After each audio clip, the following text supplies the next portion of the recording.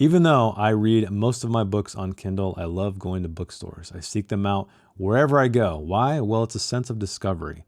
You walk in and you're absolutely surrounded by books. Some you may know, some you may not know. And the ones I do not know are the ones that interest me the most.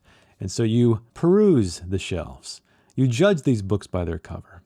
And if one catches your eye, you pick it up, maybe you read a page or two. That is what happened to me, and this is the book I picked up. This is How You Lose the Time War by Amal El-Mohtar and Max Gladstone. I approached this book twice though. The first time, the cover caught my eye. It's simple, it's stark. I read the accolades on the inside, which I definitely tried to ignore because we know how accurate those can be. The line spacing was nice. The pages felt nice. It also wasn't very long. So I actually bought it. I actually read a print book. This was the first print book I've read in I can't even remember when. Even when I took this thing up to the counter, the bookseller said, "Excellent choice, sir." So I thought I was in for a hell of a ride. It was even face out, not spine. It was part of a Barnes & Noble book club, so why not, I said. Let us go back in time and read on paper. And while this book did some very, very interesting and unique things, I feel that I came away with it respecting it more than I enjoyed it. But before I get too far into that, what is the hook? What is this book about? In the far future, two warring factions vie to dominate time itself. Two agents, simply known as Red and Blue, figuratively meet on the battlefields of time and space through letters. And this correspondence leads them down a dangerous path that will both threaten their lives and the war itself. So what did I think? Well, let us begin with setting again. I know I don't think I'm going to be covering setting all the time, but I think it's worth noting in this review. Because it's crazy. The setting is absolutely crazy. It's in the far future, way in the far future. Technology exists that I literally cannot comprehend. But more importantly, the world building. You know how I'm always harping on world building. I'm always harping on exposition, info dumps, whatever you want to call it. There are 0 of those in this book. This book does not wait for you to catch up whatsoever. You are thrown headfirst into this thing. Terminology is flying by. Beautifully confusing imagery is flying by. And while I felt lost most of the time, I feel like that was kind of the point. But besides that, I felt incredibly immersed. And even though this was a confusing read at times, I was fully engaged. Most of the time anyway. So I have kind of a love-hate thing with the world building in this book, because on one hand, it was incredibly vivid and incredibly unique, but on the other hand, I didn't know what I was reading half the time. Let us talk about character next, and unfortunately there's not much to talk about here because it was very difficult for me to distinguish between these two characters, Red and Blue, even though they come from very different backgrounds. One comes from a faction called the Agency, the other one comes from a faction called the Garden.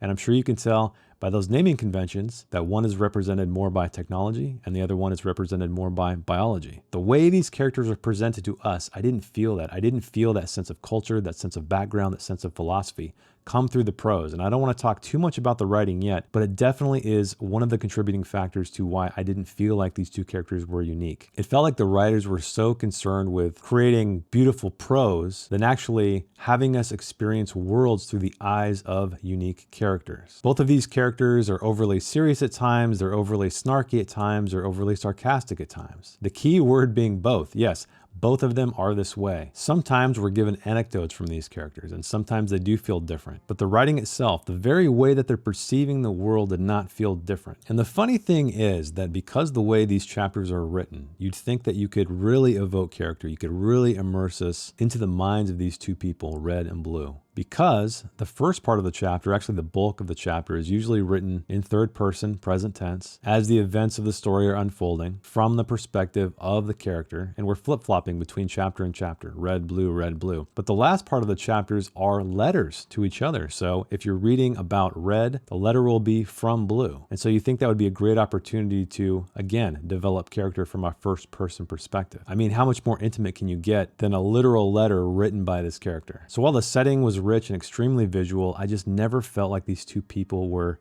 individuals. It almost felt like one character kind of ping-ponging from one side to the next throughout the course of this novel. And as you know, because of this, it's extremely difficult to empathize with characters. And when you have a book at its heart that is a love story, that is the last thing you want to have happen. Let us talk about the plot next, and it begins with the agent Red. She's on the battlefield. She is covered with blood. She has won the day, but something strange happens. She finds a letter, and this letter is from a mysterious figure known only as Blue. And this letter piques her interest, and she decides to continue this course correspondence, even though she knows it is forbidden. These two characters continue to write each other letters back and forth while they assume their duties in this war, while they travel through time and space and all kinds of crazy locations, while this relationship develops. And yes, it develops into love.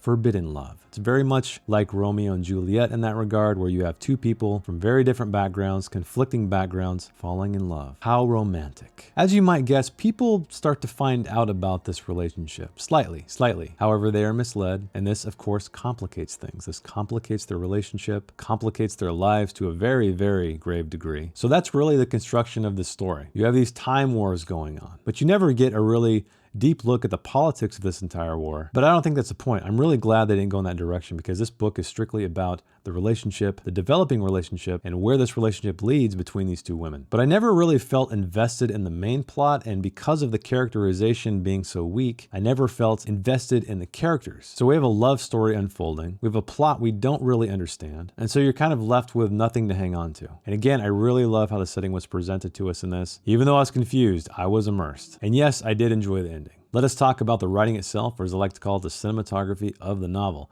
Well, the bulk of this novel, the bulk of the chapters are written in third-person present tense, whereas the latter parts of the chapters are written in letter form, in first person. And each chapter flip-flops between red and blue, red and blue. So you'll read a narrative chapter about red, and at the very end of that chapter, you'll read about a letter she received from Blue, and vice versa. The narrative writing itself, as I mentioned, is extremely poetic. It almost feels like a long-form poem more than an actual novel, and it's fragmented. It can be extremely difficult to follow at times, and I can empathize with that because I've been accused of writing in that way as well. But I was still immersed. Even though sometimes I didn't know what was going on, it was captivating. So I'll definitely give it credit for that. The letters, however, the letters, well, let us just go to page 164, because this book took me on a very wild, a very eye-rolling ride. And page 164 is really where it hit me. Actually, it begins on page 163. I love you. If you've come this far, that's all I can say. I love you, and I love you, and I love you. On battlefields, in shadows, in fading ink, on cold ice splashed with the blood of seals, in the rings of trees, in the wreckage of a planet crumbling in space, in bubbling water, in bee stings, and dragonfly wings, in stars, in the depths of lonely woods where I wandered in my youth, staring up, and even then you watched me. You slid back through my life, and I have known you since before I knew you. Ugh. I'm sure you guys were rolling your eyes when you read that. Yes. Melodrama, cringe fest, cheeseball bullshit. That is what this novel turned into, at least in the letter form. And I don't know. Would I have bought that? Would I have bought that language if I empathized with these characters? If I really felt like they were real, living, breathing people? Maybe. I don't know. That's pretty goddamn cheesy. And there's more of it. There's plenty more of it. And that is really where the writing faltered for me. So with the narrative work, again, I could appreciate it. It was unique. It was poetic. It was musical. It had a great rhythm to it. Even though I was confused a lot of the time, I really enjoyed the experience of it. And that is the funniest thing. Again, I remember lying on my couch reading this book and being kind of absolutely lost a lot of the time, but still drawn to this thing. And so there has to be something to be said for that. But the letters, yeah, the letters. They started off kind of snarky and sarcastic and just kind of annoying, and then they turned into that. Whatever you want to call that, that's what they turned into. I think this is where I should talk about appreciation or respect versus enjoyment. And that is really what this book is to me. From a craft perspective, with the exception of the melodramatic, cringy letters that are in this book, and even though I was lost a lot of the time in the narrative, there was something captivating about it. There was something that really drew me into the prose, into this story. And I think that's okay. If anything, this book gives me hope. Why does it give me hope? Because it has all these accolades.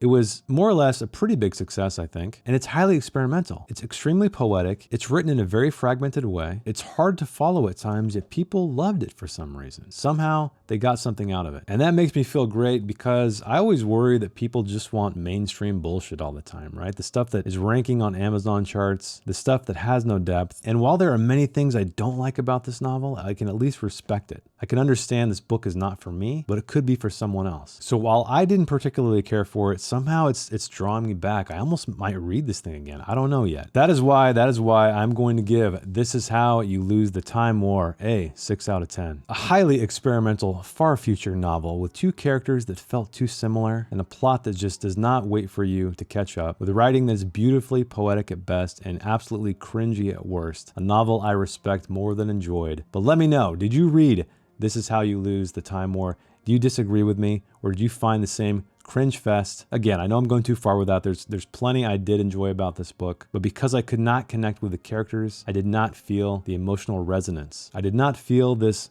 budding love between these two agents of the Time War. But that is the end of the review. I hope you enjoyed it. If you'd like to check out my own work, my own novels, you can check out the link in the description below. And thanks for watching. Thanks for hanging out with me. And I'll see you in the next one. Bye.